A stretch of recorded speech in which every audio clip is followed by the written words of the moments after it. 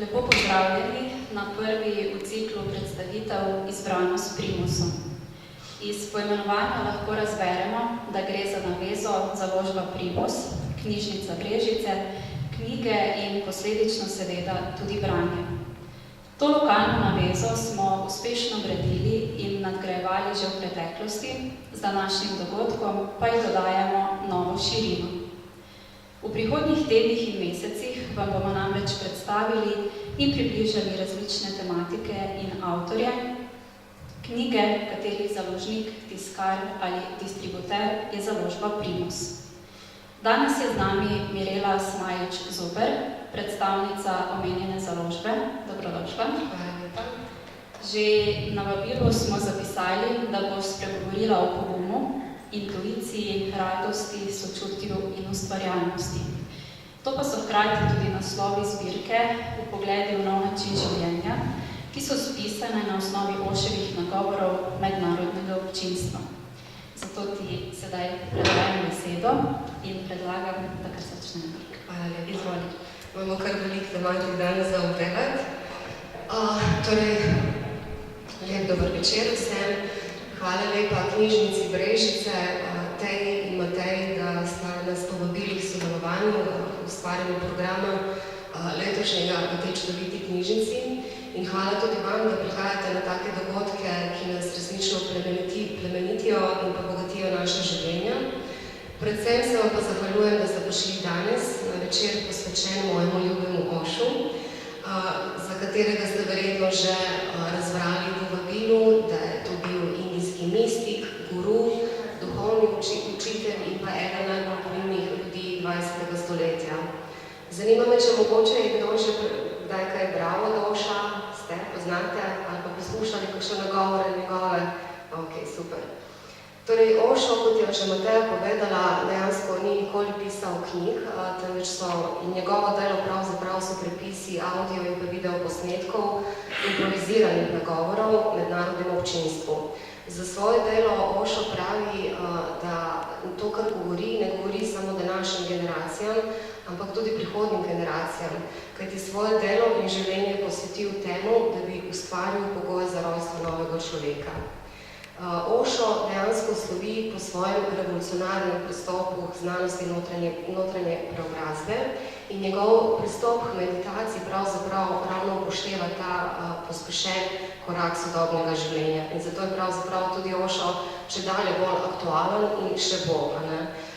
To, kar je pri Ošu najbolj posebno in meni blizu, je to, da kadar govori, da govori kot čista zavest. To pomeni, da ne nastopa v vlogi moškega ali pa ženske, ampak dejansko komunicira z našim višjim jazom, z našim srstvom. In zato lahko rečemo, da so njegove knjige resnično zdravilne, prebujajoče, kajti če se vzpostavi ta kontakt z našim višjim jazom, potem lahko tudi mi spoznamo svoje notranje bitje, ali pa, če se pa spotakne od naš ego, potem imamo priložnost, da si ogledamo svoje vzorce, razmišljanja in delovanja, ki nas resnično tudi omejujejo.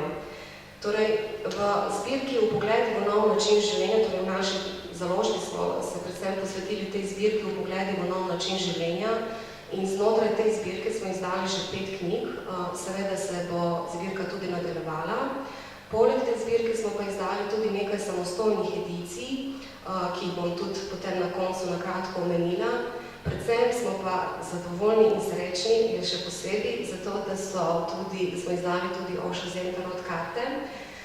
To je transcendentalna zenovska igra, ki pravzaprav ni namenjena temu, da prerokujemo, vedežujemo ali pa kakorkoli napovedujemo prihodnost, ampak nam bolj pomaga, tako kot v bistvu tudi njegovi nagovori, da bolj razumemo sedanji položaj, v katerem se nahajamo.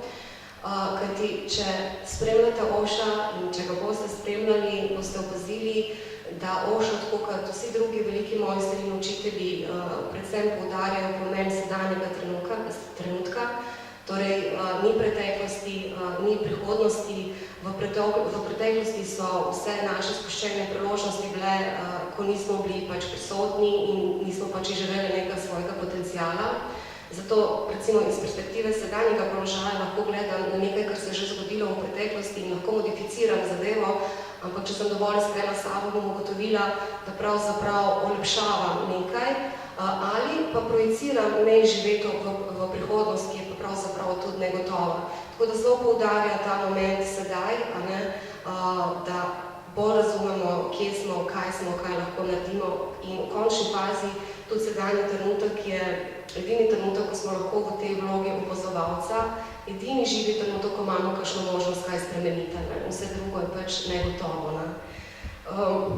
Torej, prva knjiga, o kateri bom danes spregovorila, je tudi obenem tudi knjiga, ki je prva išla v okviru te zbirke v pogledu nov način življenja, to je knjiga Pogum. Osho pravi, da pri pogumu ne gre za odsotnost, ampak za popolno prisotnost strahu. Ob tem pa ima človek pogum, da se spopade z njimi, torej s svojimi strahovi. Torej, knjiga se dejansko osredotoča na tisti notranji pogum, ki ga potrebujemo vsi za to, da preživimo vsak dan zadovoljno in pristno. Torej, prva stvar, ki jo bomo obravnavali, je pravzaprav ta zagrenjenost, ampak ta del nas, ki se tako močno oklepa občutka varnosti, občutka domačnosti in pač te neke gotovosti, neke rutine, v kateri se mi počutimo varni. Da vidimo, kaj Osho pove v zvezi s tem. To bo še zanimivo, boste videli. Torej, življenje ni mehansko in ne more ponujati gotovosti, je nepredvidljiva skrivnost.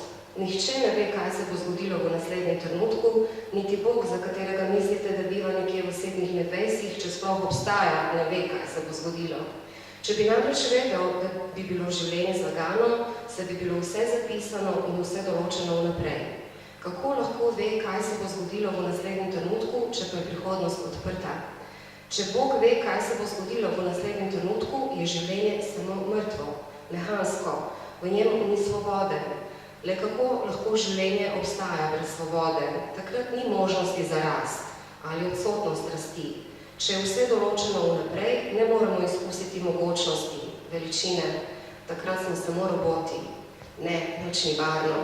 To je moje sporočilo. Nič ne more biti varno, kajti varno življenje je hujše kot smrt.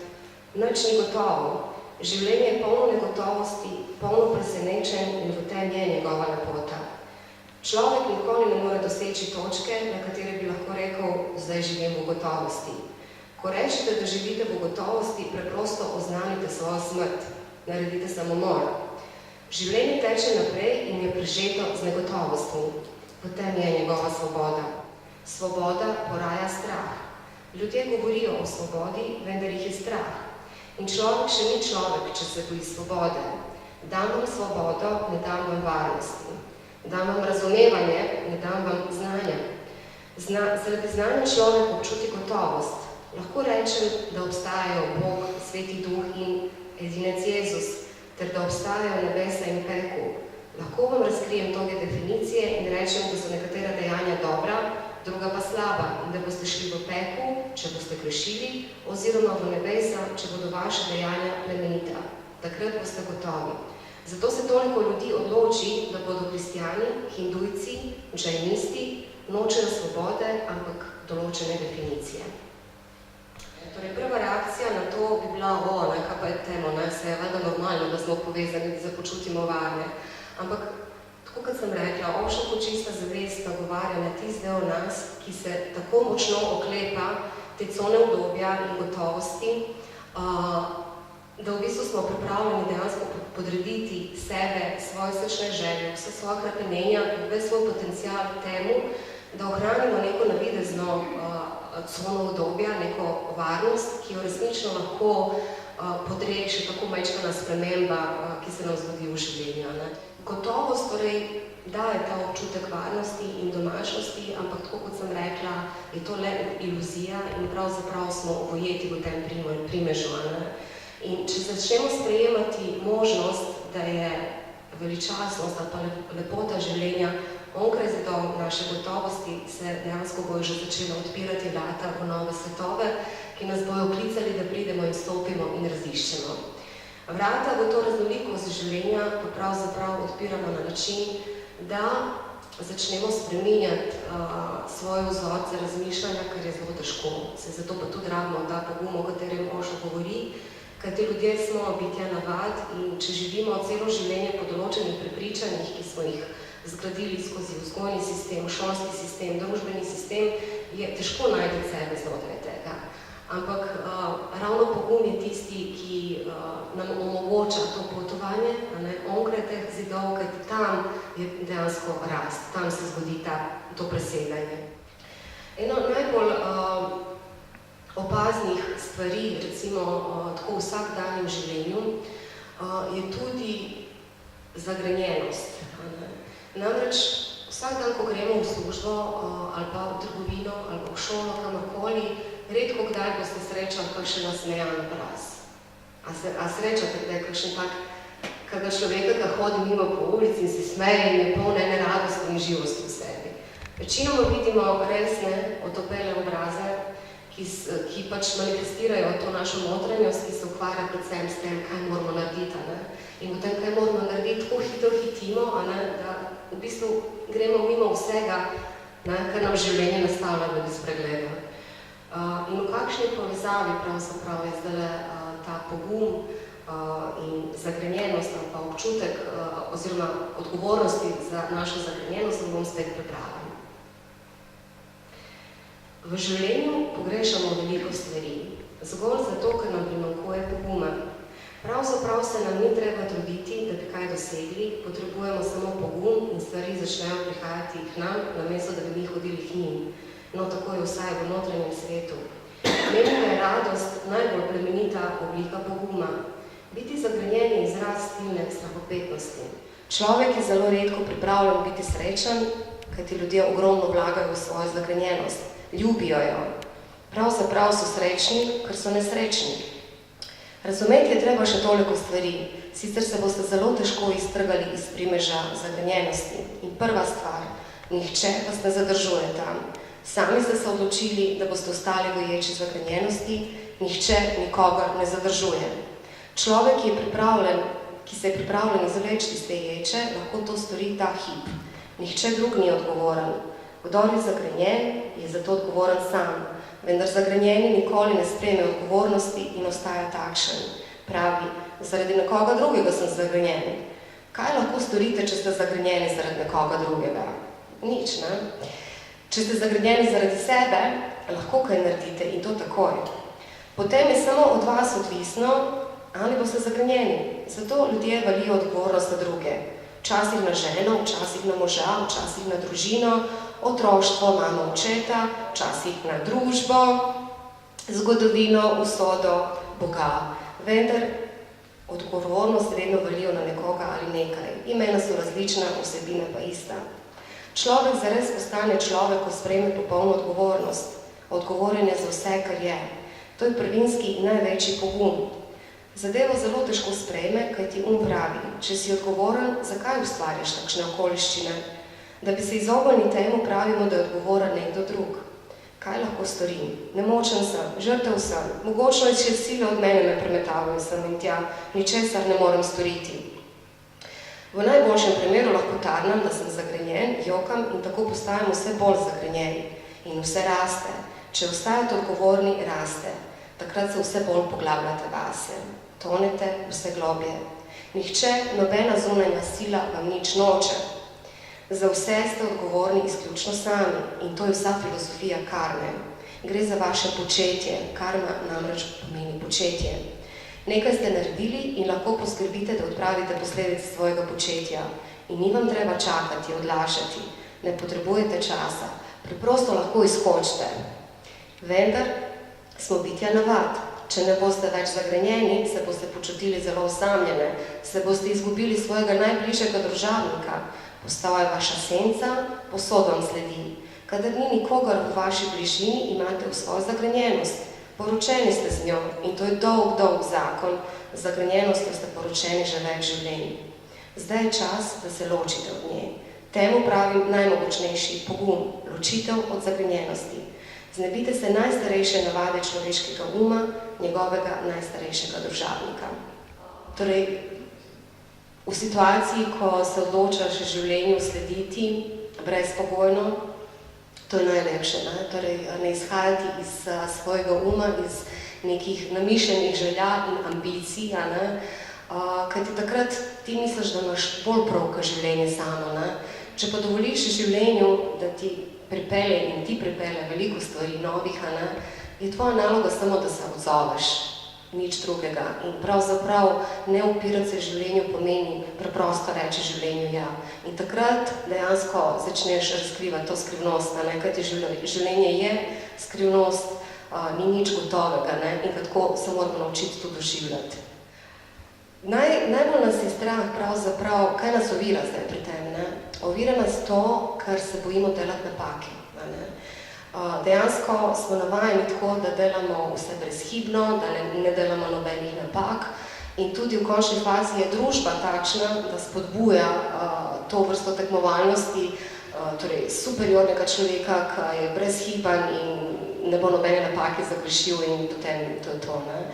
Ampak Osho govori o pogumu, ki ga potrebujemo ravno zato, da delamo čim več napaka, ne? Kajti spet tam je ta rast, ne? In seveda se pa v tem prizadevamo, da te napake ne ponavljamo. Kajti v končni fazi mi se ne moramo naučiti življenja ali pa nekih resnic na podlagi izkušenj ali pa spoznanj drugih ljudi, ne? Ampak moramo sami krinkati to resnico, ki utripa znotraj nas z življenjem in zato v bistvu moramo delati napake, da ugotovimo, kaj sploh je napaka, ne? Kajti ko imamo to nek nasprotni pol, potem lahko vidimo, ne? Ne bi vedeli, kaj je svetloba, če ne bi bila tudi tema, ne? In tudi ne bi vedeli, kaj je napaka, če jo ne bi zagrešili, ne? In za vsako napako, ki jo naredimo, pravzaprav smo bližje k tej resnici. Naslednja knjiga, ki je v sklopu te zbirke Vpogledi v nov način življenja, je knjiga Ustvarjalnost. Knjiga, za katero sem bila resnično vesela, da sem dobila na nek način potrditev, da ne rabiš biti nek blazen umetnik zato, da si ustvarjala, ne? Je pa bilo vseeno nekaj zanimivih spoznanj v tem, ko sem knjigo brala. In eden od Oshovih pogledov na ustvarjalnost je v tem, da gre za zelo paradoksalno stanje zavesti in biti. Gre za nekakšno nedejavnost oziroma dejavnost skozi nedejavnost. Ne? Gre za to, da pravzaprav dovolimo, da se zgodi nekaj onkraj nas in takrat, ko postanemo prehod, skozi katerega se pretaka dejansko celota in stvarstvo, takrat se pa zgodijo tista čudovita umetniška dela ali pa, ne vem, neka taka super pesem ali pa slika ali pa neki, ampak umetnik sam ne more reči, da je to njegovo, a ne? Ker je bil samo sredstvo, a ne? Je samo pač steklo skozi njega in to je pač en vidik ustvarjalnosti, a ne? Ko smo odprti za te energije, ki prihajajo od onkraj. In pravzaprav ta stik z onkrajem, ne glede na to, ali gre skozi ustvarjalnost, skozi pogum, skozi kakršnokoli obliko, bilo česar, kar nas rine ven iz teh naših okvirjev, a ne, je pa pravzaprav to ključ transcendence same. A ne. Takrat se v bistvu zgodi ta presežek, ta dodana vrednost ali pa smisel v življenju samemu. A ne. Osho ne govori o tem, da moramo biti torej vsi zdaj Picassi ali pa Shakespeare ali pa ne vem kdo. A ne. Življenje je sestavljeno iz tistih drobnih stvari. A ne. In gre za to, da dejansko dovolimo svoji domišljiji prosto pot, da vnesemo pač to eno tako fino energijo v to, kar počnemo in potem bo že ta zadeva imela priokus ustvarjalnosti. Torej gre za to, da smo pozorni, da smo meditativni, pri katerem koli vrsto dela počnemo. Torej, če si kuhar, si lahko kuhar, ampak si lahko ustvarjalen kuhar. Tudi, če si čistilec, si lahko ustvarjalen čistilec. Gre za to, da v končni fazi v samo čiščenje vneseš neko meditacijo in neko energijo in potem bo vse skupaj žarelo. In to bo naša energetska telesa prej zaznala. Gre za neko interakcijo pravzaprav. Življenje dejansko je sestavljeno iz teh malih drobnih stvari in to je tisti smisel. Edino, kar nas tale pri tem ovira, je pravzaprav naš ego, ki pa v bistvu nas prepričuje v to, da zato, da si ustvarjala, moraš res nekaj ogromnega narediti, nekaj velikega. Ne? Ampak tako, kot Osho vsem svojim delom nagovarja, nujno je potrebno razkrajati ego. In ko razkrojimo ego, potem je vse, kar počnemo, lahko ustvarjalno. Zato, da dejansko se povežemo s svojo ustvarjalnostjo, to mi je bil tudi zanimiv aspekt, da se moramo naučiti sprostiti. Da bi se pa naučili sprostiti, se moramo naučiti razlikovati med akcijo in aktivnostjo. Zdaj, kaj to pomeni? Akcija izhaja iz mirnega uma, aktivnost pa izhaja iz nemirnega uma. Akcija pomeni, da so pač razmere takšne in se mi spontano odzovemo in pač reagiramo. Aktivnost pa pomeni, da ves čas nekaj počnemo, da pravzaprav nikoli nismo mirni, razmere pa jemljamo kot izgovor za to, da pač ves čas nekaj počnemo. Torej primer, lačni smo, to so razmere, gremo jesti, to je bila akcija, to je bilo super. Nismo lačni, pa gremo jesti, no to je pa aktivnost. Torej ves čas iščemo neka opravila, nekaj, da se zamotimo, ker preprosto ne znamo biti sami sabo, ker nas je strah. Strah nas je naših globin, strah nas je naših bolečin, ampak je zahtevno potovanje, ampak v končni fazi vse to, kar beremo, kar poslušamo, je namenjeno temu, da nas prebudi, da se končno enkrat podamo na to pot. No, potem pa naprej smo zdaj že pri intuiciji. Intuicija je torej tretja knjiga, imamo še čas. Intuicija je nekaj, kar pravzaprav, tako kot ustvarjalnost, presega Je nekaj, kar izvira iz točke, ki se jo sploh ne zaveda, ampak gre za popolnoma drugo raven dogajanja. Je zelo fajn primerjava ali pa povezava med intuicijo in pa instinktom. Instinkt je spontano delovanje telesa. Torej, če gremo spet nazaj v primer, torej smo v neki življenjsko nevarni situaciji, takrat ne bomo pustili možganom ali pa umu, da razmišlja, kakšen film videl, kako se rešaš, ali pa ne vem, ki kaj prebral, ne bo porabil znanja, niti nimamo tega časa, da bi čakali, gori hiša, ne bomo zdaj čakali rešitev iz uma, ampak telo bo samo se odzvalo in bo delovalo. In to je ta telesna inteligenca in temu rečemo instinkt. No, tako kot je instinkt spontano delovanje telesa, je pa intuicija spontano delovanje duše. In obe sta odlični energiji, sploh če skupaj sodelujeta, s tem, da sta v osnovi povsem večkrat različni. Instinkt namreč deluje na telesni ravni in je tista prva osnovna, taka surova, neobdelana energija, ampak je absolutno globja od uma. Intuicija je pa tista fina, subtilna energija, ki pa komunicira z stvarstvom in z našim notranjim bitjem in je tudi višja od uma.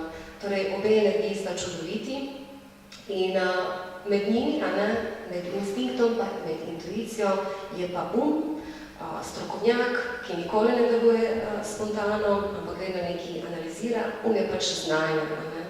In naša družba, v kateri živimo, dejansko je obtičala nekje na sredini. Vse izhaja iz uma. Ampak to, da mi dejansko obudimo našo intuicijo, je na nek način tudi zahtevno, ker marsikdo bo rekel, jaz sploh nimam intuicije ali pa ne vem, vsi imamo to. Vsi imamo sposobnost oživeti, problem je le v tem, da je toliko enega hrupa in toliko enih informacij zunanjih, da smo preveč usmerjeni vzven, kakor navznoter. Zadnji dve knjigi iz te zbirke Sočutje in radost sta tudi, tako kot pri vseh ostalih knjigah, dejansko Osho tako zelo na široko gre, predvsem se ukvarja s tem, kaj to ni, zato da potem, ko smo pripravljeni enkrat spustiti vse te naše iluzije in predstave o tem, kaj sočutje je, kaj to je, kaj ono je, potem pa v bistvu niti ni potrebe več po nekih besedah, to začutiš in to pol veš, ker prepoznaš resnico. Torej, ko vse to odpade, pol nekje noter pride ta resnica in začne utripati. Pri sočutju bi predvsem opozorila na en catch, na katerega se tudi sama pogosto ulovim, to je pa, ker sočutje kot tako, pravzaprav, o katerem Osho govori, je tista najvišja oblika ljubezni. Je ljubezen, ki je zrela ljubezen, ki je spontano delimo, brez da bi karkoli zahtevali, pravzaprav niti nimamo sploh možnosti, da bi jo kontrolirali kogarkoli. Pogosto pa ljudje zamenjamo sočutje z smiljenjem. In kaj se pol tukaj zgodi? Človek je v stiski in mu prisluhneš, si res v eni taki vlogi svetovalca, terapeuta, ampak dejansko oziroma ne da mu odvzameš, samo prevzameš tisto njegovo energijo in sebe dodatno obremeniš in jo potem menješ in predeluješ nekaj, kar sploh ni tvojega. Onemu človeku pa dejansko tudi nič ne pomagaš, kajti on je še zmeri v svoji stiski, v kateri je bil tudi še pred tebe. Seveda pa pol je tukaj še radost v tej zbirki, to je pa spet ona radost, ki ni vezana na zunanje okoliščine, ko nam nekdo pove, dober vic, pa se nasmejemo, to je the best, to je super, in je tudi koristno, absolutno, ampak Osho govori o tisti notranji radosti, ki jo imamo, odkar smo se rodili, ampak preprosto jo ne občutimo, zato, ko se preveč ukvarjamo s to našo zabranjenostjo. Ampak radost kot taka je nekaj, kar imamo v sebi in lahko jo obudimo. In to je tisti prijetni mravlinčki, to pa dostakrat občutam jaz v svojem trebušku, ko si preprosto srečen, da si živ, da imaš prelozno živeti in da vse tako doživaš, kaj bo danes, čeprav vse veš, kaj bo danes, pa v bistvu ne veš, ker onkraj tega se še ogromno drugih stvari zgodijo. In to je tisto, kar je težko besedati, ampak to je tisto pa, kar občutimo. In ko občutaš neki pol je to del tebe, pol je že nekaj izkušnja. Torej, to je zdaj, kar se tiče zbirke v pogledu nov način življenja. Seveda, te samostojne edicije, ki sem jih na začetku omenila, so, če začnem recimo z knjigo o ženski, pa knjiga o moškem. To so knjigi, torej vsaka ženska lahko prebere obe knjigi in vsak moški lahko prebere obe knjigi. Ampak seveda večinoma ženske berejo knjigo o ženski in moški knjigo o moški. Dejansko pa v tej knjigi Osho razpravlja o raznih, zadevah, tudi o gibanju za osvoboditev žensk, ki je danes tudi šlo mogoče v neke ekstreme, ker se zgublja ta mehkoba. Razpravlja o ženskah, o materah, o otrocih, o družinah in tako naprej. Tisto, kar mi je pa najbolj tako všeč v tej knjigi, je bilo to, kar poudarja ves čas, da žensko, prvo, kar moramo vedeti pri ženskah, je to, da je žensko ni treba razumeti, ampak jo ljubiti. Kdo bo razumel žensko? In v knjigi o moškem jaz resnično upam, da čeprav ne bom rekla, da ni takih moških že zdaj, so moški, ki imajo zelo zahteven izziv, še posebej danes, ker je pač ta moškega mačomena tako zasidran v sodobni družbi, da je težko iti čez vse to. Ampak sem res vesela, ko spoznam kakšne moške, ko vidim, kako se zavedajo tega in da jih ni strah pokazati svojo ranljivost, da jih ni strah pokazati svoja čustva. In o tem moškem govori tudi Osho. Ta je še nadgrajen in sem tako rekla, upam, da se bom enkrat inkarnirala v tej naslednji generaciji, da bom srečala takega moškega, ker poslušajte to, kakšen moški naj bi to bil. Novi moški naj bo upornik, človek, ki išče svoj izvirni jaz, svoj izvirni obraz. To je moški, ki je pripravljen zavreči vse maske, se odreči domišljavosti in hinavstvu, ter svetu pokazati, kakšen je v resnici. Nepomembno je, ali je ljubljen, ali zavržen, spoštovan, ali preziran, kronan ali križan, če tudi ga pestijo muke, jih sprejema, saj se počuti izpolnjenega ter neskončno zadovoljnega. V mislih ima resnicoljubnega in iskrenega moškega, ki pozna ljubezen in sočutje. Jaz sem še kar vidim. Potem pa še darilne izdaje, ki smo jih izdali v naši založbi Zlata zrna, sporočila obstoja. Knjiga, ki resnično presega čas in prostor, tako kot vse njegovo delo, seveda se dotika tudi vseh področij v življenju. In to je knjiga, ko imamo kakšno vprašanje, lahko odpremo in dobimo odgovor. Samo to je, ker nas ta odgovor zna presenetiti in to je meni pri Oshu vedno všeč. Ne dobiš tistega, da ti tako, da gre s tabo, ampak te se zamisliš. Potem pa še te dve čudoviti knjigi, ko se zbudim in preden zaspim, sončna in nočna. Torej, v knjigah so zapisi 365 čudovitih takih meditacij, za sproščen ali pa umirjen začetek in pa zaključek večera.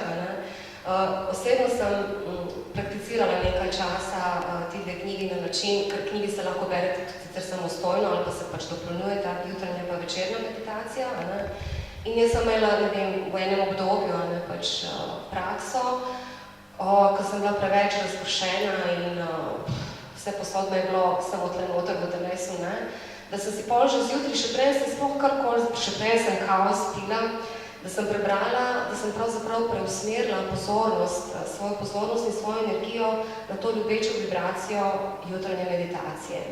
In to je bil moj fokus, moj sidro za tisti dan. Potem sem to čez dan krepila v raznih situacijah, v kateri sem pač prihajala v kontaktu z ljudmi, kakorkoli, sem vedno imela pred očmi tisto, to je bilo moje izhodišče za tisti dan in moja šola, moja lekcija. In sem opazovala pač zvečer, potem pa prej sem zaspala, sem brez kakršnega koli analiziranja dneva tudi v bistvu pač ponovno preusmerila pozornost in potem lepo zaspala. In to je bila pač ena taka igra zavestnega dneva, nekako zavestno preživeti ali pa budno preživeti dan. Jaz upam, da vam je bilo zanimivo,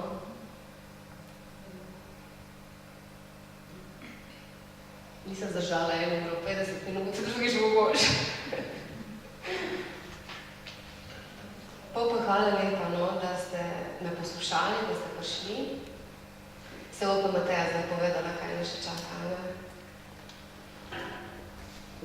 Morda, če se navežem, pregovorno radi rečemo, da je let prebit in to velja tudi za današnjo predstavitev. Torej, prvo v ciklu predstavitev, ki smo jih poimenovali zgoraj zapisano Izbrano s primusom. Mirela, iskrena hvala za opravljeno delo in to današnjo predstavitev. Hvala lepa. A oboje? In hkrati vam lahko tudi že za naprej napoveva novo sodelovanje in sicer se obeta prihodnji mesec, pa Mirela, morda ti več poveš, kaj nas čaka. V prihodnjem mesecu, za en tak čudovit praznik, 8. marec, smo povabili, lahko to povem, smo povabili avtorico knjige Sorodne duše, Iris Tarbuh. Ne vem, če ste knjigo že brali, jaz vas vabim, da se sposodite, kupite, kakorkoli preberete, kajti gre tudi za eno čudovito zgodbo, ki jo Iris uči, in takrat na predstavitvi bo sicer o knjigi govorila, ampak bo to tudi nekako povabilo in uvod v delavnico, ki jo bomo organizirali v Brežicah, ki je tudi, ko se imenuje Sorodne duše. Da smo že bile. Izkušnja je čudovita, Iris je čudovita, Iris nas uči dejansko tudi iti v te više vibracije, prepoznavati tudi druge ljudi, ki so na tej vibraciji. Skratka, ko sebe vzdigneš, potem se začne spreminjati ta realnost okrog nas in začnejo prihajati in stopati v tvoje življenje, drugačni ljudje, vse se začne spreminjati, tako da to bo, jaz mislim, da bo to čudovit večer. Kakorkoli začute, kakorkoli vas pokliče. Hvala lepa še enkrat.